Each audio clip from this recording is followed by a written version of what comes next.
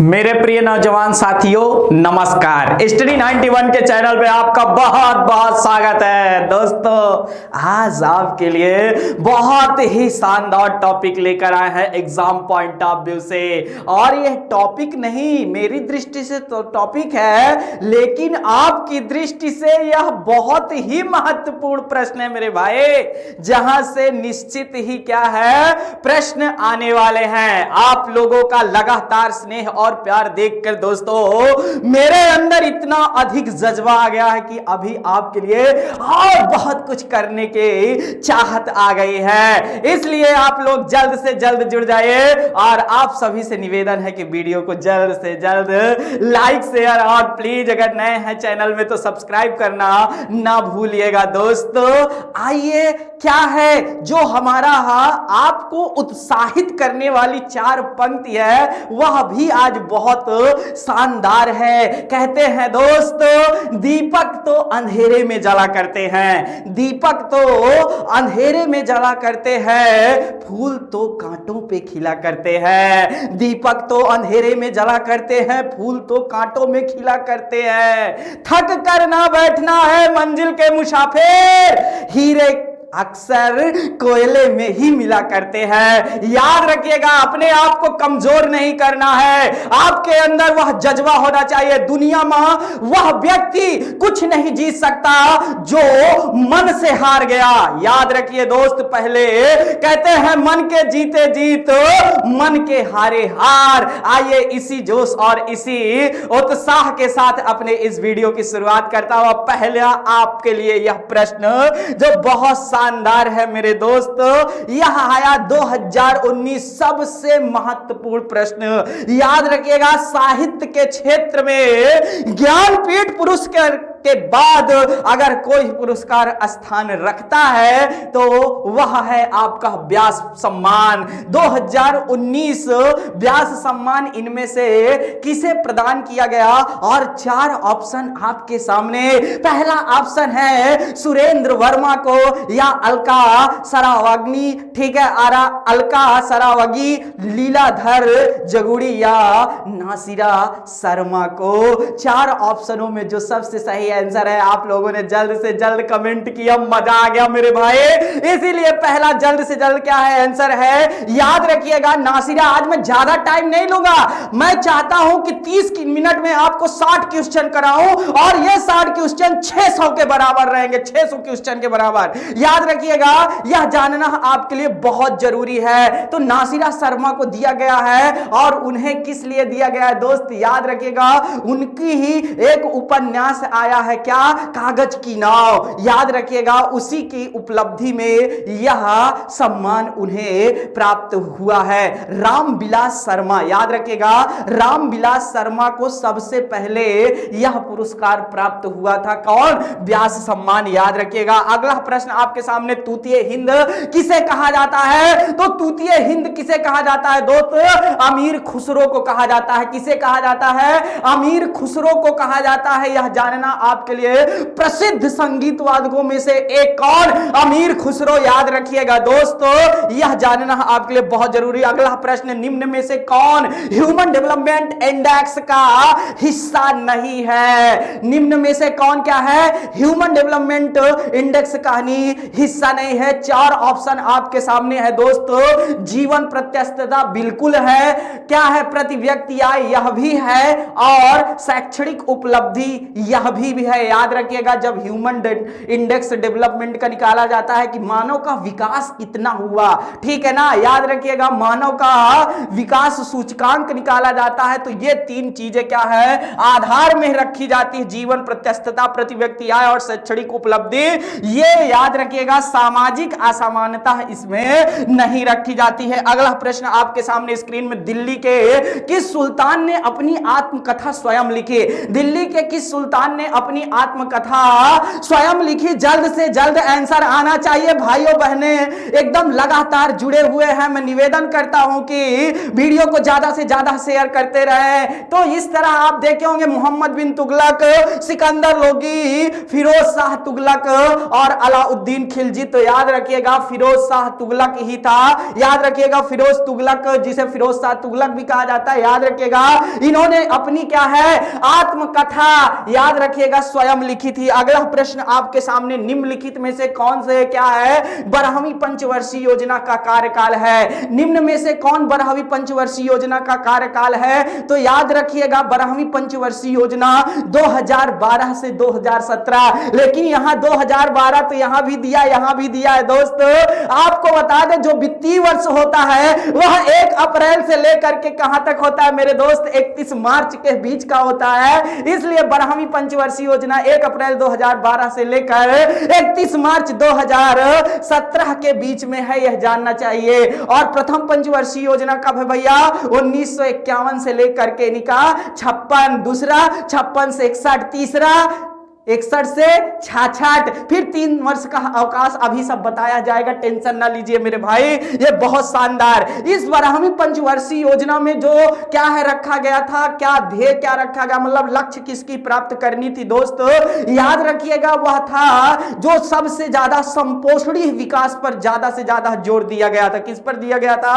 संपोषणी विकास, समावेशी विकास 11वीं पंचवर्षीय, संपोषणी विकास 12वीं पंचवर्षीय अर्थात उन लोगों का विकास करना था जो समाज में पिछड़ गए थे, नीचे हो गए थे, जिनका समाज में क्या हुआ था दोस्तों?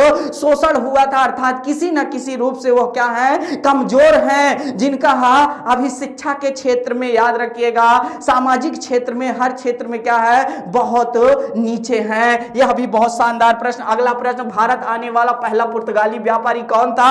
4 अवसर आपके सामने, Almeida, Vasco da Gama, Columbus, Alfonso de Albuquerque. याद रखिएगा तो सबसे पहले कौन आया था? वह आया था वास्को डी गामा। कौन आया था? Vasco da gamma. और वह डेट याद रखना चाहिए 1498, मालाबार क्षेत्र के कालीकड़गा नमक बंदरगाह में। कहां पर भैया? केरल वाले पार्ट में ना। यह जानना चाहिए, यह जानना चाहिए। पुर्तगालियों ने पहली फैक्ट्री कहा कोच्चि में ही स्थापित की थी, याद रखिएगा। तो भारत की जो खोज थी, यही कहा जाता है ना, जी नहीं, यूरोप कंट्री अर्थात पुर्तगाली के बीच और भारत के बीच एक नए जल मार्ग की खोज किसने किया था? वह किया था आपके वास्को डी गामा ने। और इससे पहले कौन चला था? बार्थोलोमो डियाज 1476। लेकिन वह अंतरिम द्वीप जो दक्षिण अफ्रीका के नीचे है, याद रखिए अफ्रीका महाद्वीप के दक्षिण अफ्रीका देश है, उसके नीचे, वहीं से वापस लौट गया था।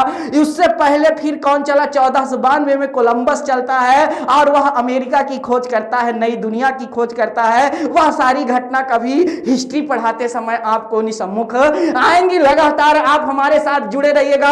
हर पार्ट ऐसा कोई नहीं रहेगा कि आपका एक भी प्रश्न जीएस से बाहर चला जाए मेरे दोस्त, ये मेरा वादा है। तो वास्को डी गामा को बिल्कुल याद रखिएगा, यह जानना आपके लिए बहुत जरूरी है, जानना आपके लिए बहुत जरूरी है। अगला प्रश्न आपके सामने, हाल ही में सना मारिन किस देश की प्रधानमंत्री बनी है? याद रखिएगा तो सना मारिन मात्र 34 साल की सबसे यंग लेडी, सबसे यंग लेडी अगर शासन पे बैठी है, याद रखिएगा दोस्तों, मात्र 34 साल की नहीं, यह जानकर आपको जानना चाहिए। और यह कहां की? फिनलैंड की। याद रखिएगा फिनलैंड की राजधानी हम आपको हेलेंसिकी बता चुके हैं। और यह कहां है? यूरोपीय कंट्री का देश है मेरे दोस्त, यूरोपीय कंट्री का देश है। अगला प्रश्न आपके सामने, भारत सरकार की प्रथम पंचवर्षीय योजना किस पर आधारित थी? कि कृषि पर आधारित थी कि उद्योग पर आधारित थी? यह सब कुछ है, लेकिन इसमें कृषि और उद्योग ना देकर कुछ और दिया है भैया, याद रखिएगा।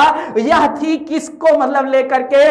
क्या लियोनार्डो का इनपुट आउटपुट या हेराल्ड डोमर मॉडल पर आधारित थी? किस पर आधारित थी? हेराल्ड डोमर मॉडल पर आधारित थी। बहुत इंपॉर्टेंट प्रश्नों में से एक। और दूसरी पंचवर्षीय किस पे?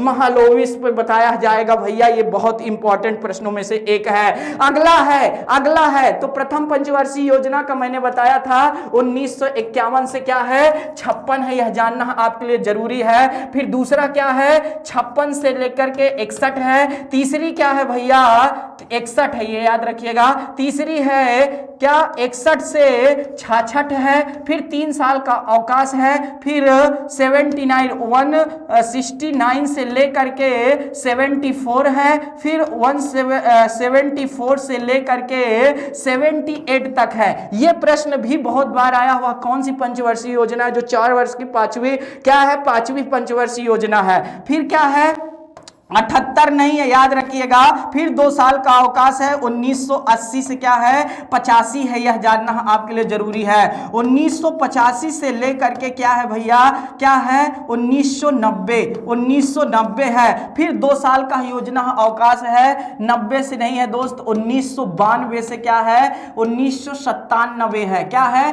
1997 है। और 1997 से नहीं, याद रखिएगा क्या है भैया 2002 है। 2002 से याद रखिएगा 2000 क्या है 7 है, 2007 है। 2007 से लेकर के नहीं 2012 है, और 2012 से नहीं लेकर के नहीं क्या है मेरे दोस्त 2017। ये 12 पंचवर्षीय आपके सामने रख दिया हूं भैया।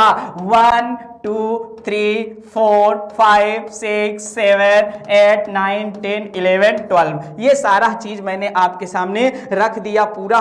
जब पंचवर्षीय योजना थी तो आप लोग देख लीजिएगा। आगे आइए दोस्तों, इनमें से किसे एडीबी एशियन डेवलपमेंट बैंक का क्या किया है, क्या बनाया गया है 10वां अध्यक्ष बनाया गया है। यह जानना आपके लिए बहुत जरूरी है। एशिया डेवलपमेंट बैंक याद रखिएगा, यह बैंक सबसे ज्यादा अगर किसी को कर्ज दिया है तो वह आपका भारत है, याद रखिएगा। यहां पर किसे बनाया है तो मात्सुंग असाकावा को बनाया गया है, यह जानना आपके लिए बहुत जरूरी है। एशिया डेवलपमेंट का जो क्या है भैया मुख्यालय है वह कहां पर है, वह मनीला में है। और यह किसका फिलीपींस की क्या है राजधानी है, यह जानना आपके लिए बहुत जरूरी है। अगला है भारत में आने वाले यूरोपीय व्यापारियों का क्रमबद्ध करिए। तो पहला सबसे पहले कौन आए थे भैया पुर्तगाली, फिर उसके बाद डच आए थे, फिर उनके बाद अंग्रेज और उनके बाद फ्रांसीसी, अर्थात चौथा नंबर आपका क्या है सही है, यह जानना आपके लिए बहुत जरूरी है। लाख बक्स अर्थात लाखों का दान करने वाला लाख बक्स किसे कहा जाता है तो याद रखिएगा कुतुबुद्दीन ऐबक को कहा जाता है। किसे कहा जाता है कुतुबुद्दीन ऐबक, अर्थात गुलाम वंश के संस्थापक, गुलाम वंश के संस्थापक कुतुबुद्दीन ऐबक 1206 ईस्वी, यह डेट याद रखिएगा। यहां से भी प्रश्न बहुत शानदार आते हैं। चर्चा में रहा एनआरसी, लगातार देखे होंगे 2019 में बहुत ज्यादा विवाद का केंद्र बना रहा और 18 से प्रारंभ बहुत ज्यादा हुआ था। किसका एनआरसी का नहीं, जो नेशनल रजिस्टर क्या है सिटीजनशिप थी ना, याद रखिएगा वहीं से नहीं यह चालू हुआ था, अर्थात राष्ट्रीय पंजीकरण जो कराया जा रहा था किसको लेकर नागरिकों को लेकर के नहीं, असम में खासकर। तो देखा गया कि असम के मूल निवासियों में से बहुत सारी जनसंख्या क्या है दोस्तों जो क्या है एनआरसी कहानी, मतलब जो एनआरसी का डाटा था उसका एक तरह से नहीं जो रूल रखा गया उसका फॉलो नहीं कर पा रही थी, और 1-2 नहीं लगभग 19 लाख जनसंख्या ऐसा था मेरा दोस्तों। तो यह जानना आपके लिए जरूरी। तो यह क्या है ऐसा रजिस्टर है जिसमें भारत सरकार सभी वैध नागरिकों को क्या करेगा भैया रिकॉर्ड रखा जाएगा, यह जानना। खासकर यह मुद्दा तब आया था जब म्यांमार से रोहिंग्याओं को नहीं क्या किया गया था भगाया जा रहा था, अर्थात वहां से वह भाग रहे थे, दूसरे क्षेत्रों में नहीं स्थान ले रहे थे, खासकर बांग्लादेश भारत चीन जैसे देशों में नहीं। तो याद रखिएगा वहां पर यह बहुत बड़ा मुद्दा बना था। आगे है प्रथम पंचवर्षीय योजना किस क्षेत्र की प्रमुखता दी थी तो याद रखिएगा प्रथम पंचवर्षीय योजना किस क्षेत्र में ज्यादा से ज्यादा प्रमुखता थी। हाल ही में सुर्खियों में रहा क्या बोगनाविल जनमत संग्रह किस देश से संबंधित है तो याद रखिएगा ऑस्ट्रेलिया के ऊपर। जब ऑस्ट्रेलिया के ऊपर आप देखेंगे तो पपुआ न्यू गिनी दिखेगा, यानी वहीं से रहा है, यह जानना आपके लिए जरूरी है। वहां जनमत संग्रह कराया गया, अर्थात यह पपुआ न्यू गिनी एक नए राष्ट्र के रूप में नहीं निकल रहा, याद रखिएगा कौन भैया? याद रखिएगा, ये जो बोगनविल जन्म संग्रह से लेकर के कितने 98% लोग अर्थात अलग होने के सहमत में दिए हैं अपना मत कि हमें अलग होना है। अगर पपुआ न्यू गिनी से संबंधित एक देश निकल कर आता है तो यह जान लीजिए अभी तक देशों की संख्या 195 है। एक नया देश आएगा तो कितना हो जाएगा? 196। जो सबसे ज्यादा महाद्वीपों में संख्या है देशों की, वह अफ्रीका में 54 देशों की संख्या है। अगला प्रश्न आपके सामने है, मिस यूनिवर्स 2019 का किताब इनमें से किसने जीता है? तो जान लीजिएगा भैया, कौन जीता है? जोजी विनी टूंजू ने जीता है। यह जानना चाहिए। कहां की है? यह प्रश्न दिया है इसमें, इसलिए नहीं बताऊंगा क्योंकि यह बहुत शानदार है, बहुत शानदार है। और वहीं पर सुमन राव जो भारत की थी वह तीसरे पायदान पर थी। यह भी जानना आपके लिए बहुत जरूरी है। अगला प्रश्न याद रखिए, सूची 1 को सूची 2 से सुमेलित कीजिए तथा नीचे दिए गए कूट कहानी सही प्रयोग कीजिए। खाद्यान्न जो भैया उत्पादन वह हरित क्रांति से संबंधित, एकदम सही है। दूध उत्पादन किससे संबंधित? श्वेत क्रांति से। मत्स्य पालन किससे? नीली क्रांति से। और उर्वरक और भूरी क्रांति से संबंधित। तो ऑप्शन कौन मिल रहा है मेरे दोस्त? पहला, तीसरा, दूसरा, चौथा एकदम सही है पहले नंबर का। यह भी प्रश्न बहुत शानदार। अगला प्रश्न है, सूची 1 को सूची 2 से सुमेलित कीजिए तथा नीचे दिए गए कूट का प्रयोग करते हुए सही उत्तर का क्या करिए? चयन कीजिए। बहुत शानदार प्रश्नों में से एक है, बहुत शानदार प्रश्नों में से। उष्णकटिबंधीय आर्द्र पर्णपाती वन पाए जाते, ये यूपीएससी लेवल का प्रश्न बहुत शानदार है। यह तराइन का क्षेत्र में पाया जाता है। याद रखिएगा, ये बहुत शानदार प्रश्न है। याद रखिए, बहुत शानदार प्रश्नों में से एक है भैया। और उष्णकटिबंधीय जो ये क्या है भैया? शुष्क पर्णपाती, ये मध्य गंगा वाले मैदान में पाए जाते हैं। तो पहला अर्थात ये पहला ही ऑप्शन इसमें भी सही है। यह जानना आपके लिए बहुत जरूरी है, एकदम जरूरी है मेरे दोस्त, एकदम जरूरी है। यह जानकर आपको अच्छा लगा होगा। आगे देखते हैं, बहुत शानदार प्रश्न। आगे देखते हैं, बहुत शानदार प्रश्न है। प्लासी का युद्ध किन दो पक्षों के बीच में हुआ? प्लासी का युद्ध दो पक्षों के बीच में, यह डेट आपको याद रखना चाहिए। 1757 की घटना है ना, प्लासी का युद्ध हुआ था। और उसमें लॉर्ड क्लाइव ने क्या किया था? बहुत आगे आकर के किसको पराजित किया था भैया? याद रखिएगा, वह सिराजुद्दौला को पराजित किया था ना। जान लीजिए, इसका जो सिराजुद्दौला का सेनापति होता है मीर जाफर, जो लालची होता है, वह क्या करता है? अंग्रेजों का साथ दे देता है, जिसके कारण सिराजुद्दौला की हार होती है और अंग्रेजों की जीत होती है। फिर मीर जाफर को बंगाल का क्या बनाया जाता है? नवाब बनाया जाता है। अंग्रेजों के पूरे केंद्र में क्या था? बंगाल था। यह जानना आपके लिए बहुत जरूरी है। रक्त का शुद्धिकरण कौन करता है दोस्त? तो फेफड़ा करता है। यह जानना आपके लिए दे। जबकि फिल्टर कौन करता है? किडनी करती है। और यह शुद्ध रक्त जो कहां बहता है? मस्तिष्क में बहता है। यह जानना आपके लिए बहुत जरूरी है। तो ऑप्शन नंबर ए आपका सही है। संसद के दो सत्रों के बीच अधिकाधिक अंतराल होना चाहिए। ये अभी आया हुआ इसी साल के यूपीएससी अर्थात आईएएस का प्रश्न है। याद रखिएगा, इसी साल यह आया हुआ था। तो क्या है? अधिक से अधिक कितने दो सत्रों के बीच में होता है? 6 माह का होता है। यह जानना आपके लिए बहुत जरूरी है। 6 माह से अधिक दो सत्रों के बीच में क्या हो सकता है? गैप नहीं हो सकता है। यह जान लीजिए, अर्थात साल भर में 2 सत्र चलेंगे ही चलेंगे। ये जानकर आपको, बाकी सत्र 3 होते हैं, जानते होंगे। बजट सत्र प्रथम सत्र होता है जिसको राष्ट्रपति संबोधित करते हैं। फिर उसके बाद आता है आपका मानसूनी सत्र और उसके बाद आता है शीतकालीन सत्र। ये जान लीजिए। हाल ही में जॉर्ज जोसेफ लॉरेन का क्या हुआ है? लॉरेन का निधन हो गया है। इन्होंने आविष्कार किया था तो बार कोड का क्या किया था? बार कोड कहानी याद रखिएगा, आविष्कार किया था। बार कोड आप देखे होंगे, जब पेन उन खरीदते हैं तो ऐसे नंबर उसमें लिखा रहता है, ऐसे लाइनिंग की रहती है। कोई भी सामान आप खरीदते हैं तो ऐसे क्या करता है? जब आप देखें मॉल वॉल में जाते हैं, ऐसे मशीन लगाना 2 से बोलती है, अर्थात तो वह क्या निकल कर आ जाता है मेरे दोस्त? क्या निकल के आ जाता है कि उसमें प्राइस उसकी क्या है, निर्धारित मूल्य क्या है, वह तुरंत क्या कर देता है? रीड कर देता है। वही होता है बार कोड। याद रखिएगा, यह बहुत शानदार बात। आगे, किस पंचवर्षीय योजना के दौरान देश में 3 लौह इस्पात संयंत्र स्थापित हुए थे? याद रखिएगा, यह द्वितीय पंचवर्षीय पंचवर्षीय योजना है, यह जानना आपके लिए बहुत जरूरी है। द्वितीय पंचवर्षीय योजना का डेट अभी मैंने पीछे बता दिया है। कौन सा राज्य सबसे अधिक प्रतिनिधि लोकसभा में भेजता है? लोकसभा में ही क्या राज्यसभा में भेजता है, वह कौन है भैया? वह उत्तर प्रदेश है। क्या लोकसभा में 80 और राज्यसभा में कितना? 31 क्या करता है भैया? अपने प्रतिनिधि भेजता है, यह जानना चाहिए। यह राज्यसभा है और यह लोकसभा का है। यह भी बहुत इंपॉर्टेंट प्रश्नों में से एक है। अगला प्रश्न है, अद्वैतवाद के प्रवर्तक कौन थे? तो एक था द्वैतवाद, एक था अद्वैतवाद। अद्वैतवाद का सिद्धांत यह कहता है कि परमात्मा एक है, याद रखिएगा, और पूरा परमात्मा का ही ये पूरा संसार है, यह जान लीजिए। लेकिन द्वैतवाद का सिद्धांत रामानुजाचार्य ने जब दिया तो वहां से क्या निकल के आता? उन्होंने कहा परमात्मा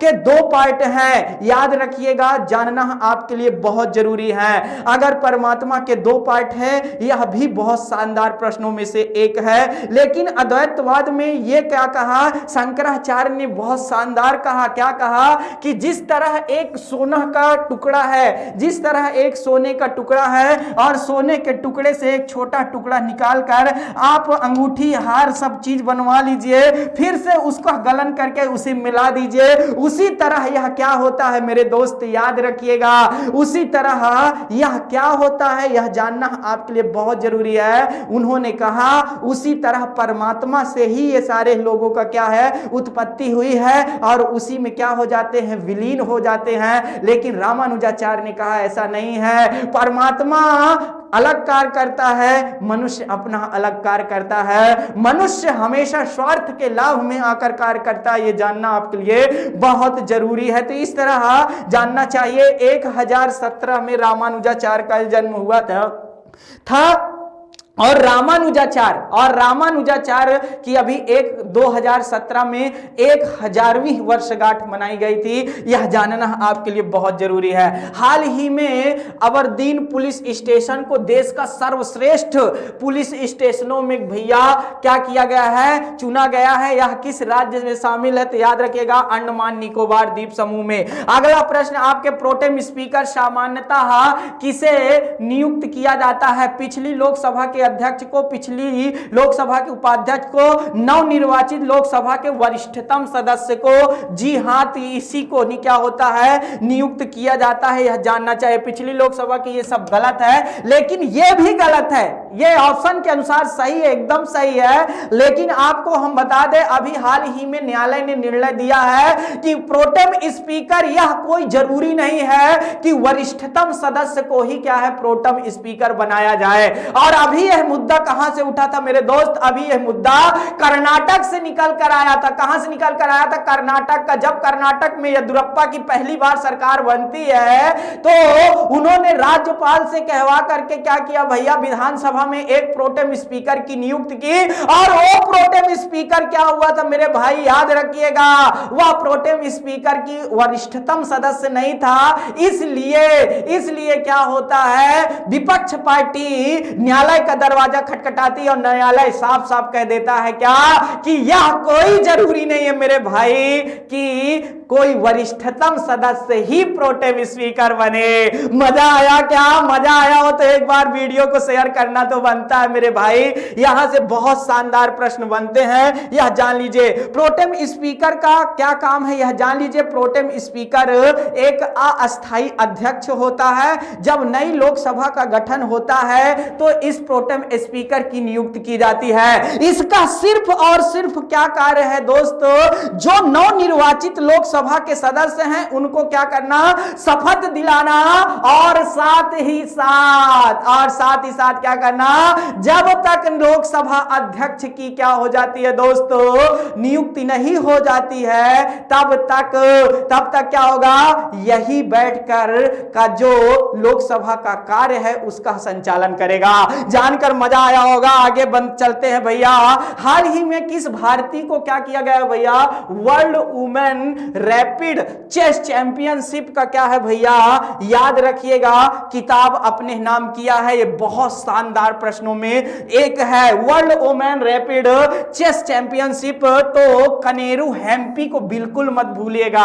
और जब चेस की बात आती है तो विश्व आनंद का नाम भी आता है ना, विश्व आनंद साहब जी का। जी हाँ, वही है, याद रखिएगा, बहुत शानदार। लेकिन यहां पर कनेरू हेम्पी जी का है, याद रखिएगा।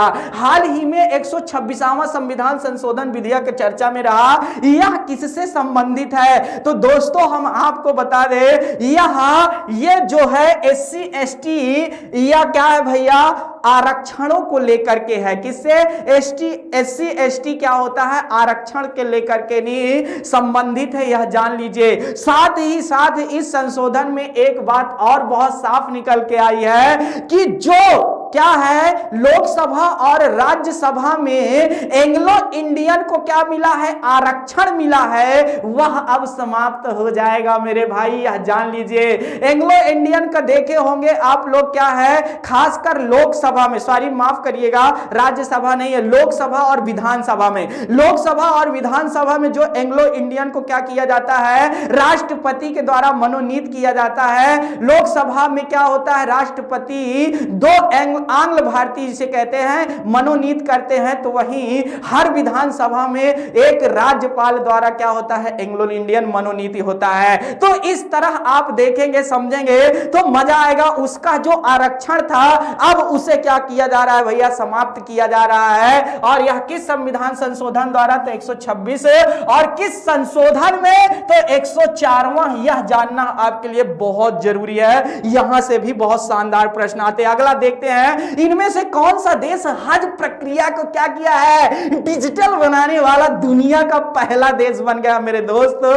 तो और कोई नहीं है, छोटे मोटे पाकिस्तान, क्या है, पाकिस्तान, इंडोनेशिया, सऊदी अरब थोड़ी कर सकते हैं। यह काम करने वाला दुनिया का पहला देश कोई और नहीं, अपना भारत महान है मेरे भाई, भारत महान है यार, ये जान लीजिए। तो भारत, कौन? भारत, याद रखिएगा। हज यात्रा, हज क्या होती है, एक तीर्थ यात्रा होती है। जैसे हम लोग क्या है, हिंदू धर्म वाले, हम लोग क्या, हमारे भाई लोग, अर्थात यह जान लीजिए, मुस्लिम धर्म वाले भी हमारे सभी भाई लोग हैं, लेकिन हिंदू धर्म वाले लोग, याद रखिएगा, क्या होता है दोस्तों, जिस तरह तीर्थ यात्रा में 4 धाम की यात्रा पर निकलते हैं, उसी तरह मुस्लिम भाई हमारे कहां जाते हैं, हज, मक्का मदीना, याद रखिएगा। और क्या चाहिए भैया, यह जानना आपके लिए। राज्यसभा का सर्वप्रथम गठन किस वर्ष किया गया था, तो 1952 में किया गया था। 3 अप्रैल की डेट याद रखिएगा, 3 अप्रैल को गठन होता है राज्यसभा का, और 13 मई को पहली बैठक होती है। यह भी जानकर आपको अच्छा लगा होगा, 13 मई 1952 को राज्यसभा का क्या होता है, गठन होता है। और यह उच्च सदन है, राज्यों की प्रतिनिधि करने वाला सदन है। यहां से भी प्रश्न अगर आए तो आप इसको ज्यादा ज्यादा, रक्त होता है क्या भैया, एक संयोजी ऊतक। जी हां, एकदम सही है, रक्त क्या होता है, एक संयोजी ऊतक होता है। क्यों? क्योंकि आप तो ब्लड देते हो ना दोस्त, तो एक ब्लड को दूसरे ब्लड में क्या होता है, जाता है कि नहीं, मतलब एक बॉडी से दूसरे बॉडी में जाता है कि जी नहीं जाता? बिल्कुल जाता है मेरे भाई, क्यों नहीं जाएगा, जाता है कि नहीं। अब ये नहीं कि ओ ग्रुप वाले को ए में मिलवा दो और ए ग्रुप वाले का, जिसका जो ग्रुप है वहीं से होता है, यह जानना आपके लिए बहुत जरूरी है। अगला शानदार प्रश्न है भैया, ग्लोबलाइजेशन अर्थात वैश्वीकरण का अर्थ क्या होता है? यह शब्द सबसे महत्वपूर्ण तब निकल के आया था, कब भैया, जब देश ने एलपीजी मॉडल को, लिबरलाइजेशन, प्राइवेटाइजेशन और ग्लोबलाइजेशन को क्या किया था, अपनाया था मेरे भाई, याद रखिएगा। तो वहीं से निकल के आया है। इसका अर्थ होता है घरेलू अर्थव्यवस्था को विश्व अर्थव्यवस्था से क्या कर देना भैया, जोड़ देना या एकीकरण कर देना, अर्थात खुला मार्केट बना देना। क्या बना देना? खुला मार्केट बना देना। यह जानना आपके लिए बहुत जरूरी है। और 1991 में जब देश के अंदर क्या हुआ था, बहुत ज्यादा आर्थिक मंदी अपने देश में, विश्व में 2008 में अमेरिका जैसे देश में, याद रखिएगा जो देश में, याद रहिएगा इस समय पीवी नरसिम्हा राव की सरकार थी और उस समय के वित्त मंत्री कौन थे, हमारे माननीय कौन, मनमोहन सिंह का नाम याद रहेगा जी ना, याद रहना चाहिए भैया, बिल्कुल रहना चाहिए। 2 पंचवर्षीय योजना रहे, बिल्कुल जानना चाहिए। तो इस तरह उस समय को वह वित्त मंत्री थे, उन्होंने ही बहुत बड़ा काम किया था और तभी भारत एलपीजी मॉडल को अपनाया था, यह जानना चाहिए। अगला प्रश्न आपके सामने भैया, कथन एक क्या है, अनुच्छेद 368 के अंदर संसद संविधान के किसी भाग में भी संशोधन कर सकती है, बिल्कुल कर सकती है भैया। खुद गलती करे, खुद सुधार करे, कितना अच्छा मौका है, ठीक है ना, खुद गलती करे, खुद सुधार करे, कितना अच्छा मौका है। अभी अगर हम लोगों को गलती करने का एक मौका दे दो तो फिर जल्दी सुधारने में बड़ा देर लगता है ना मेरे भाई, लेकिन वहां रोज बनते हैं, रोज बिगड़ते हैं, इसीलिए तो दिक्कत है ना मेरे भाई, यह जानना चाहिए। क्या कह रहा है, संसद भारत की जनता द्वारा निर्वाचित क्या है भैया, उच्चतम विधायी संस्था है। जी हां, उच्चतम विधायी संस्था है, जी हां, कानून बनता है मेरे भाई, बिल्कुल बनता है। तो दोनों सही है, ए तथा आर दोनों सही है और ए क्या कहता है, आर ए की सही व्याख्या करता है। कितनी शानदार बात है। आगे देखिए, निम्नलिखित में से कौन अपने पद की शपथ नहीं लेता मेरे भाई, जब पद पर बैठता है ना बंदा तो शपथ नहीं लेता है, कौन है ऐसा? क्या राष्ट्रपति लेते हैं भैया, मुख्य न्यायाधीश दिलाता है कि नहीं दिलाते? बिल्कुल दिलाते हैं। उपराष्ट्रपति को राष्ट्रपति दिलाते हैं और प्रधानमंत्री को भी राष्ट्रपति दिलाते हैं, लेकिन लोकसभा का अध्यक्ष हो चाहे प्रोटेम स्पीकर हो, ये दोनों क्या करते हैं भैया, क्या करते हैं, इनको अपने पद की शपथ नहीं मिलती। आप कहोगे ये शपथ किसकी लेते हैं, तो दोस्त यह संसद अर्थात लोकसभा के जो संसद होते हैं या विधानसभा का जब स्पीकर बनता है वहां पर भी, तो जो संसद बनते हैं उस पद के संसद के लिए ही क्या लेते हैं, ये शपथ लेते हैं, ना लोकसभा अध्यक्ष की लेते हैं और ना ही स्पीकर की, यह जानना आपके लिए जरूरी था। आगे देखिए, सरदार सरोवर परियोजना से लाभान्वित होने वाले राज्य आपके सामने 4 ऑप्शन है, गुजरात, महाराष्ट्र, मध्य प्रदेश, राजस्थान। जी एकदम सही है मेरे दोस्त, 100% सही है। सरदार सरोवर बांध गुजरात, महाराष्ट्र क्या होता है, मध्य प्रदेश और राजस्थान 4 राज्यों को लाभान्वित करता है, जिनमें से सबसे ज्यादा लाभान्वित होने वाले राज्यों में गुजरात नंबर 1 आता है। और सरदार सरोवर बांध को लेकर हमेशा प्रश्न आते ही रहते हैं, याद रखिएगा। पहले इलेक्ट्रॉनिक अंकीय कंप्यूटर में क्या था, याद रखिए, पहला इलेक्ट्रॉनिक अंकीय कंप्यूटर में क्या था, तो वाल्व था, याद रखिए, कौन था, वाल्व था। ये थोड़ा सा मिसप्रिंट हुआ है टाइपिंग में, पहले इलेक्ट्रॉनिक अंकीय कंप्यूटर क्या था, तो याद रखिएगा भैया वाल्व था, यह जानना आपके लिए बहुत जरूरी है।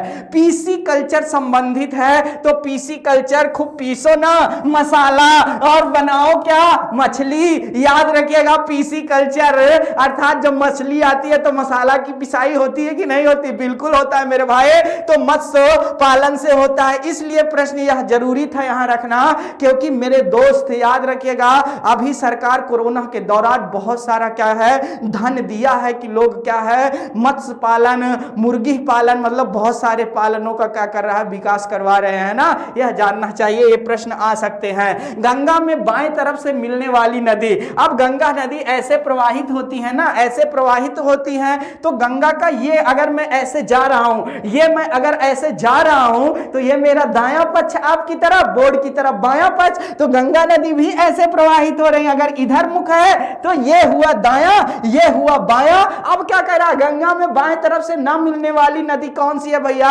तो रामगंगा बिल्कुल मिलती है, गोमती बिल्कुल मिलती है, गंडक बाएं तरफ से मिलती है, सोन नदी तो दाएं तरफ से मिलती है ना भैया। क्यों, क्योंकि अमरकंटक पहाड़ी से नर्मदा के पास से निकलती है ना। जी हां, एकदम सही है मेरे भाई। आगे है, कौन सी पंचवर्षीय योजना केवल 4 वर्ष की थी, तो अभी बताया था, वह 5वीं पंचवर्षीय योजना थी। अगला है, भारत में सर्वाधिक सिंचाई की जाती है। भारत में जो सर्वाधिक सिंचाई की जाती है कुआं और नलकूपों से, याद रखिएगा, वह बहुत ज्यादा है। किससे भैया? कुआं और नलकूपों से नहीं। और तमिलनाडु के क्षेत्र में इससे बहुत ज्यादा सिंचित किया जाता है, और जो उत्तर प्रदेश में है अर्थात नलकूपों से बहुत ज्यादा सिंचित किया जाता है, यह जान लीजिए। जो प्रतिशतता के आधार पर अर्थात जो पास पास नलकूप लगे हैं उसमें उत्तर प्रदेश अग्रणी स्थानों में रहता है, यह जानना आपके लिए बहुत जरूरी है। विटामिन डी का रासायनिक क्या है, नाम क्या है भैया? कैल्सीफेरल है ना, याद रखिएगा। बहुत शानदार प्रश्नों में से एक है, अपने आप में ही नहीं, याद रखिएगा। विटामिन डी कौन? सूर्य से प्राप्त होने वाली एक रखिएगा, बहुत शानदार है मेरे दोस्त विटामिन डी ना, यह जानना आपके लिए जरूरी है। क्यों? क्योंकि इस समय आ रही है ठंडी। विश्व एंटी डोपिंग एजेंसी ने किस देश को 4 वर्ष के लिए क्या कर दिया भैया? प्रतिबंध लगा दिया है। रूस को लगा दिया है। रूस को नहीं लग गया है प्रतिबंध 4 वर्ष, जो 2020 में अभी होने वाला था, क्या अर्थात टोक्यो जापान में आपका ओलंपिक खेल, उसमें उन्हें जगह नहीं मिलेगी, रोक लगा दी गई है, यह जानना आपके लिए बहुत जरूरी है। और 2021 में होगा, तो 2020 और 21 में एक फीफा वर्ल्ड कप था, उसमें दोनों पर इनको प्रतिबंध लगा हुआ है भैया, याद रखिए। अगला है शहद का प्रमुख घटक है, शहद का प्रमुख घटक है फ्रक्टोज, याद रखिएगा, बहुत महत्वपूर्ण है यह प्रश्न, बहुत इंपॉर्टेंट है। भारत में विकसित परम सुपर कंप्यूटर का विकास किस संस्था ने किया था? तो याद रखिएगा CDAC, ठीक है, याद रखिएगा सीडैक ने किया था, यह जानना अपने आप में है। रक्त का लाल रंग किस कारण होता है? तो लाल का रक्त का जो होता है वह हीमोग्लोबिन के कारण होता है। अच्छा, रक्त में होता क्या है यह जान लेते हैं। 55% क्या होता है? प्लाज्मा होता है। क्या होता है? प्लाज्मा होता है 55%, यह जानना चाहिए। फिर RBC होती है और WBC होती है, याद रखिएगा। कौन? WBC। और जो चौथा है वह है प्लेटलेट्स, याद रखिएगा। जो प्लेटलेट घट जाता है, देखे होंगे ना बार बार डेंगू हो जाने के कारण, तो ये चारों मिलकर क्या करते हैं? रक्त का निर्माण करते हैं, यह जान लीजिए। अगला प्रश्न है विटामिन सी का सबसे उत्तम स्रोत कौन है? तो विटामिन सी का सबसे उत्तम स्रोत खट्टा होता है ना, विटामिन सी खट्टी चीजों में पाई जाती है, तो नींबू है, आंवला है, तो आंवला सबसे ज्यादा, यह जान लेना। यह प्रश्न अभी हाल ही में आया था, यह PCS में भी आ चुका है और आपके लोको पायलट में भी आया हुआ प्रश्न है, शानदार प्रश्नों में से एक है, ठीक है। ऐसी युक्ति होनी चाहिए जो आंकड़ों को आवेगों में परिवर्तन करती है तथा क्या करती है? उन्हें टर्मिनल से कंप्यूटर की ओर और कंप्यूटर से टर्मिनल को टेलीफोन लाइन पर संप्रेषित करती है। कितनी बड़ी बात है दोस्तों, याद रखना, संप्रेषित कर देती। वह कौन है? चुंबकीय डिस्क, माइक्रो कंप्यूटर, CD-ROM, जी नहीं, मॉडेम, याद रखिएगा। मॉडेम को बिल्कुल याद रखिएगा, यही परिवर्तन करता है टर्मिनल से कंप्यूटर और कंप्यूटर से टर्मिनल की ओर, याद रखिएगा। एप्पल क्या है दोस्तों? तो एप्पल आजकल मोबाइल चला है, कोई मोबाइल तो दिया नहीं तुरंत टेक कर देते, याद रखिएगा। चौथी पीढ़ी का एक कंप्यूटर है एप्पल, याद रखिएगा। अगला है, इनमें से किसने हाल ही में NSE नेशनल स्टॉक एक्सचेंज, याद रखिएगा, बहुत शानदार है, राष्ट्रीय जो आप कहानी शेयर बाजार है ना, उसी से संबंधित है मेरे दोस्त, याद रखिएगा। सूचकांक से यह जानना आपके लिए बहुत जरूरी है। एक बॉम्बे स्टॉक एक्सचेंज भी है, यह भी इंपॉर्टेंट है। इसकी स्थापना याद रखिएगा, बहुत शानदार है इसमें। और कहां किस बने हैं भैया? याद रखिएगा, अध्यक्ष गिरीश चंद्र चतुर्वेदी बने हैं। कौन बने हैं? गिरीश चंद्र चतुर्वेदी। दोनों का जो हेडक्वार्टर है वो बॉम्बे में ही है, अर्थात बंबई में है, ये जानना आपके लिए बहुत जरूरी है। सारे कंप्यूटर में लागू होता है क्या भैया? बेसिक भाषा, कोबोल भाषा? नहीं जी नहीं, मशीनी भाषा लागू होती। कौन सी? मशीनी भाषा लागू होती है। अगला प्रश्न, माइकल एंजेलो वायरस है, क्या है? माइकल एंजेलो वायरस क्या है? कैंसर का उत्तरदायी वायरस, कैंसर से बचाव करने वाला, आंसर चूहों में फैलने वाला, जी नहीं, एक कंप्यूटर वायरस है। कैसा? कंप्यूटर वायरस है, जाहिर सी बात है। RBC का कब्रिस्तान किसे कहा जाता है? है, आरबीसी का कब्रिस्तान प्लीहा को कहा जाता है, याद रखिएगा। ये बहुत शानदार प्रश्नों में से एक है मेरे भाई, यह जान लीजिए। कंप्यूटर डाटा की सबसे छोटी इकाई कौन है? कौन बच्चा देगा इसका आंसर? कौन करेगा कमेंट जल्द से जल्द? और कौन मानता है मेरे दिल की धड़कन से ज्यादा? याद रखिएगा, कौन कौन मुझसे बहुत ज्यादा लगाव करके मेरे वीडियो को ज्यादा ज्यादा 2 मिनट रोक कर ज्यादा शेयर करो मेरे भाइयों बहनों, ताकि हर भाई बहन तक यह वीडियो पहुंच सके। याद रखिए, सर्वांगीण विकास होना चाहिए, वह दूर दराज में बैठे अपने बहन भाइयों तक यह वीडियो शेयर करिए। क्या होता है भैया? बिट होती है, यह जान लीजिए। कंप्यूटर की सबसे छोटी इकाई क्या होती है? बिट होती है। इनमें से किस खिलाड़ी को 2019 में क्या किया गया है भैया?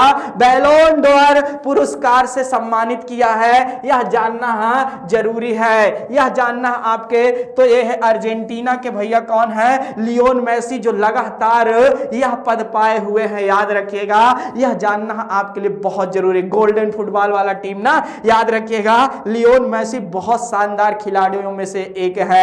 और क्रिस्टो जो रोनाल्डो साहब है ना, ये दुनिया में सबसे ज्यादा फुटबॉल वाले, याद रखिएगा, खेलों में खेले हैं, अर्थात भाग लिए हैं। यहां से भी प्रश्न आता हुआ है। अनुपम क्या है? अनुपम क्या है? तो नाम ही है अनुपम। याद रखिए, उत्तम से संबंधित है। यह एक क्या है? सुपर कंप्यूटर है। यह एक क्या है? सुपर कंप्यूटर है। निम्नलिखित में से कौन सी सूचना प्रौद्योगिकी शब्दावली नहीं है? यह बहुत शानदार प्रश्न है, याद रखिएगा। तो प्रकाश भंडारण, तो ये कहां से आ गया भैया सूचना प्रौद्योगिकी वाले में? यह तो बिल्कुल नहीं होगा, यह जानना आपके लिए बहुत जरूरी है। तो इस तरह यह शानदार प्रश्न आपके सामने थे।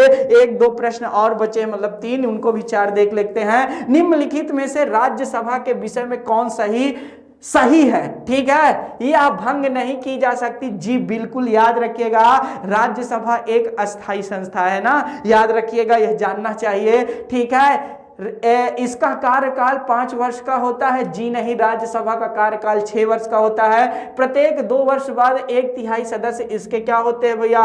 कार्यकाल समाप्त होता है। जी हाँ, एकदम सही बात है। हर 2 वर्ष में 1/3 निकलते हैं, उतने भर लिए जाते हैं। एक सदस्य 25 वर्ष से कम की आयु के नहीं होंगे, सॉरी।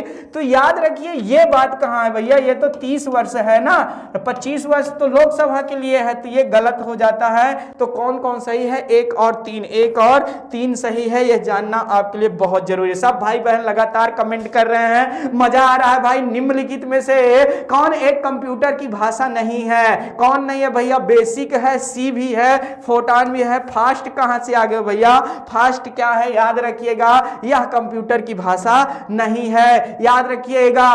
क्या फिर आ गया ना, जोजी विनी टूजी ने मिस यूनिवर्स 2019 का खिताब जीता, और यह कहां की थी? तो दक्षिण अफ्रीका की, याद रखिएगा। ये बहुत शानदार प्रश्नों में से एक है। अब ये जब मिस यूनिवर्स, ठीक है ना, ऐसे नाम सुनते हैं तो सब लोग सोचते हैं बहुत सुंदर। जी नहीं, मस्तिष्क से सुंदर होना चाहिए, हृदय से सुंदर होना चाहिए, कोई ये नहीं कि चेहरे से ही सुंदर होना चाहिए। याद रखिए, ऐसा कुछ नहीं है। आगे बात याद रखिएगा, राष्ट्रीय चाय अनुसंधान केंद्र कहां है? तो यह असम के कहां भैया? जोरहट में है। तो दोस्तों, यह आपको कैसा लगा? हमने बार बार कहा है, मन के हारे हार है, मन के जीते जी। अगर जिस दिन आपको लगे कि मेरी पढ़ाई अब पूरी हो गई है दोस्त, उसी दिन किताब बंद करके एग्जाम के लिए बैठ जाना। और किताब याद रखिएगा, ये नहीं कि अब हमेशा के लिए बंद कर दीजिएगा। जी नहीं, आपको प्रतिदिन अभ्यास करना है, लेकिन ये नहीं कि आपको बहुत ज्यादा मन में नहीं असंतुलन की भावना ला करके, नहीं मुझे ये पढ़ना, मुझे वो पढ़ना। जी नहीं, जिसको पढ़िए उसको बहुत अच्छे से पढ़िए, और एक बार पढ़िए ताकि हमेशा के लिए आप मजबूत हो जाएं दोस्तों।